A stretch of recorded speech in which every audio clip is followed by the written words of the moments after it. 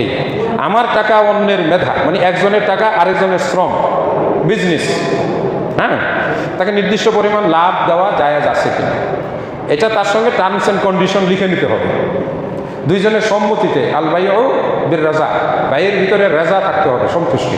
এটা বিজনেস, ভাই তোমার টাকা নাই, আমি টাকা দিব, তুমি পরিশ্রম করবা। যদি দেখা থাকে হাফ, টাকার বিনিময়ে আমি নিব 50%, শ্রমের বিনিময়ে তুমি নিবা 50%, তাহলে অর্ধেক অর্ধেক। যদি বলা হয় যে না আমি নিব দ্বিগুণ, তোমাকে দিব 1 গুণ, তাহলে 100 টাকা, তাকে 33 টাকা।